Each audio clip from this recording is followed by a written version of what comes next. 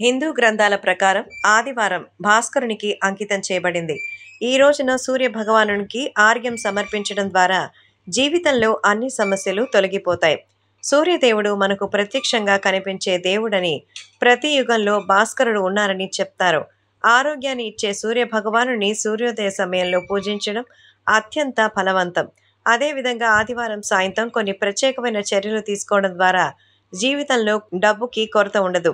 త్రేతాయుగం, సత్యయుగం, ద్వాపరయుగం, కలియుగం ఇలా 4 యుగాల్లో భాస్కరుడు విశిష్టతమని కలిగి ఉంటారని పురాణాల కథనం. ఏదైనా అనారోగ్యమైన శరీరం, సంపద, ఆనందం, శాంతి కోరుకుంటే ఆదివారం సాయంత్రం కొన్ని ప్రత్యేక చర్యలు తీసుకోవాలి. ఇవి ఆ రోజు ఏమిటో తెలుసుకుందాం. ఆదివారం సాయంత్రం రావి చెట్టు కింద దీపం వెలిగించడం వల్ల ఇంట్లో ఆనందం, శాంతి, శ్రేయస్సు కలిగిస్తాయని తెలుస్తోంది. అంతేకాకుండా దీన్ని పొందాలనుకుంటే మరి నిజంగానే ఒక ప్రాపంచిక సుఖాన్ని పొందుతారనేది తెలుస్తోంది. ఆదివారం నాడు రావి చెట్టు కింద వెలిగించే దీపానికి 4 ముఖాలు ఉండాలని గుర్తుంచుకోండి. ఇది వ్యక్తి గౌరవాన్ని పెంచుతుంది, పనిలో పురోగతిని, అనేక అవకాశాలని పెంచుతుంది. ఎవరైనా సరే ఈ అవకాశాలని పెంచుకోవాలని ఆశిస్తారు కదా.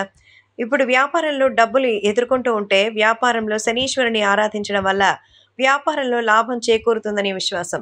హిందూ ధర్మంలో దానికి విశిష్ట స్థానం ఉంది. అయితే ఆదివారం సాయంత్రం నల్ల నువ్వులు, నల్ల బట్టలు, మినపప్పు లేదా ఎండుమిర్చి దానం చేయాలి. ఇలా చేయడం వల్ల జీవితంలో ఆనందం చేకూరుతుంది. కాబట్టి ఆదివారం నాడు ఈ విధంగా చేయడం వల్ల మరి గ్రహదోష నివారణ అయితే జరుగుతుంది అనేది చెప్పొచ్చు.